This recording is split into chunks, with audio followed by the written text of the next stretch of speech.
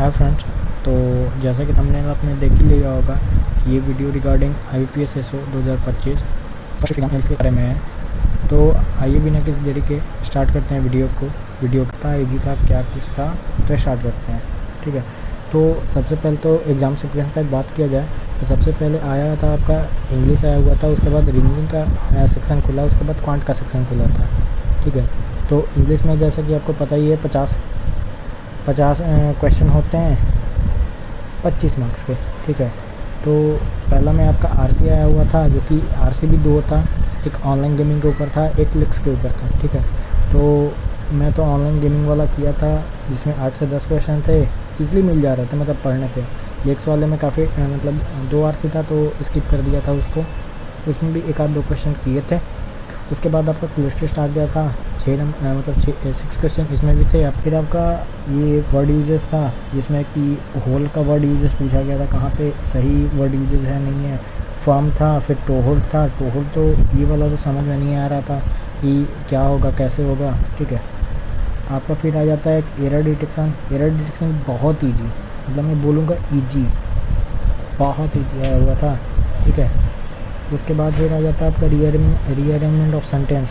ठीक है, इसमें भी 4 to 5 क्वेश्चन दिए हुए थे। ये भी मतलब इजी था, मतलब आपको मिल जा रहे थे। पेयर फॉर्मेशन जिसको आता होगा ना करने, पेयर फॉर्मेशन करके आराम से बन जा रहे थे क्वेश्चन। फिर स्वैपिंग ऑफ वर्ड्स थे, ये भी मतलब काफ़ी ईजी था। दोनों का मतलब 4 to 5 क्वेश्चन दिया हुआ था, मतलब काफ़ी ईजी था बहुत ज़्यादा। इंग्लिश का पूरा अगर ओवरऑल इंग्लिश का सेक्शन आगे कहा जाए ना, तो मतलब निहायत ही आसान पेपर आया हुआ था। ठीक है, फिर आपका फ्रेज रिप्लेसमेंट आया हुआ था, 5 क्वेश्चन थे। मतलब फ्रेज रिप्लेसमेंट था, कोई फ्रेज दिया हुआ था, उसको फिर एलाबरेट करके दिया हुआ था कि वो मतलब स्मॉल फ्रेज को हटा के कौन सा एलाबरेटेड पोर्शन लगा सकते हैं। फिर एक आपका लोअर का एंटोनिम आया हुआ था, सो का एंटोनिम था या सो एक वर्ड था और एक लोअर था। लोअर वाला तो कंफर्म इसका एंटोनिम पूछा गया था। सो वाले में आपका जो है ये एंटोनिम या साइनो मतलब कोई एक पूछा गया था। इसमें कनेक्टेड भी आया हुआ था। ठीक है, वो 2 क्वेश्चन का था, थोड़ा सा मेरे को समझ में नहीं आया था तो मैं वो क्वेश्चन छोड़ दिया था।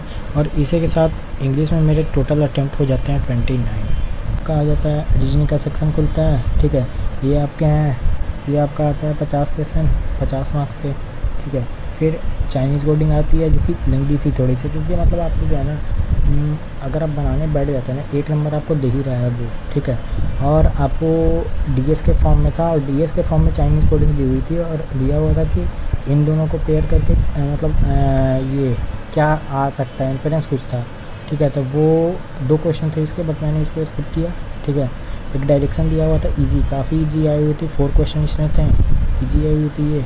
ब्लड रिलेशन थे, 4 क्वेश्चन थे, बट जैसा कि मतलब मेरा स्ट्रेटजी रहता है कि ब्लड रिलेशन को सबसे लास्ट में अटेम्प्ट करना, इस चलते लास्ट में अटेम्प्ट तो किया बट ही कर नहीं पाया था। लिटिया था आपका 4 क्वेश्चन, वो भी काफ़ी ईजी, बहुत ही। अब आ जाता है आपका पजल का बारी।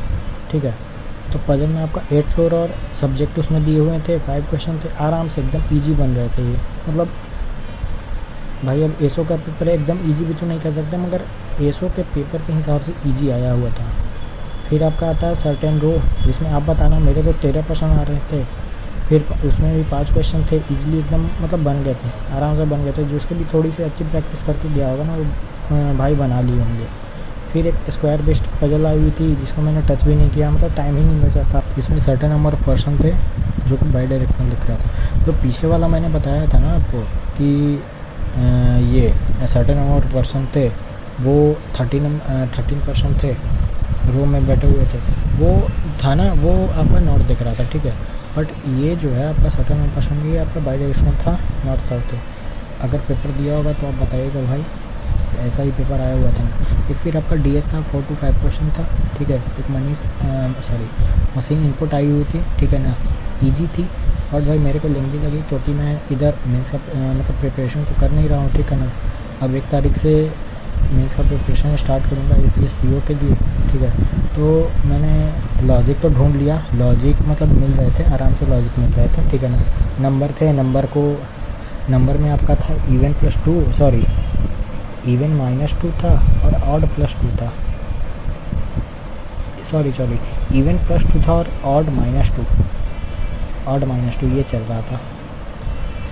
ठीक है ना, शायद और ये एक आपका फिर पेयर फॉर्मेशन था, मतलब 3 वर्ड दिए हुए थे, 5-5 लीटर के या 4-4 लीटर के, उसमें से बोल रहा था, ठीक है, कि हर में से सेकंड वर्ड को उठाओ या थर्ड वर्ड को उठाओ और बताओ कि कौन सा मीनिंगफुल वर्ड क्रिएट कर रहा है। उसमें ऐसे 5 ऑप्शन दिए हुए थे। भाई अपनी उतनी इंग्लिश अच्छी नहीं है, तो ऐसे क्वेश्चन जनरली मैं स्किप ही करता हूँ, ठीक है। फर्स्ट एंड सेकंड नहीं थे, मतलब थर्ड फोर्थ ये एग्जैक्ट मेरे को मैंने नहीं देखा, ऑप्शन जैसे ही देखा तो मैं एलिमिनेट स्किप कर दिया था क्वेश्चन को ही।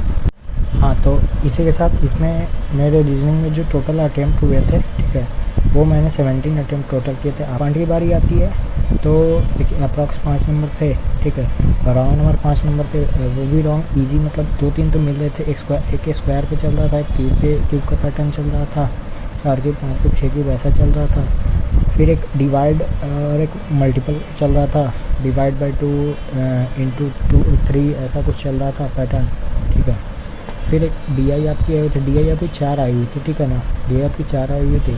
पहला तो केसलेट था जो कि ईजी था, ये फूड डिलीवरी कंपनी में स्विगी जोमेटो वगैरह ये सब पे बेस्ट थे, ठीक है ना। केसलेट था थोड़ा मतलब लेंदी मेरे को लग रही थी, बट बाद मैंने वो नहीं किया, बट बाद में सबसे पूछा तो सब बोल रहे थे कि ईजी आई हुई थी। एक पाई चार्ट था, फिर आपका एक ज्वेलरी बेस्ड आया हुआ था पाई चार्ट, ठीक है, और ये मतलब रिंग और ब्रेसलेट करके आया हुआ था, ठीक है।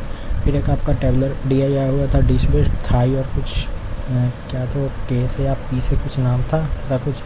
फिर आपका एरिथमेटिक भी इजी ही बोल सकते हैं, मतलब पेपर इजी था ओवरऑल। ये भी क्वांट का पेपर भी इजी हम बोल सकते हैं, ठीक है ना।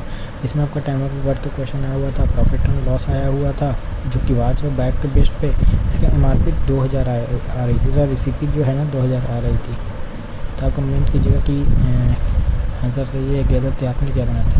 वोट एंड स्ट्रीम का एक क्वेश्चन आया हुआ था जो कि मैंने किया, बट इसका आंसर नहीं आ रहा था, 2 बार ट्राई किया शायद एग्ज़ाम, तो ये मैंने नहीं किया, ठीक है ना।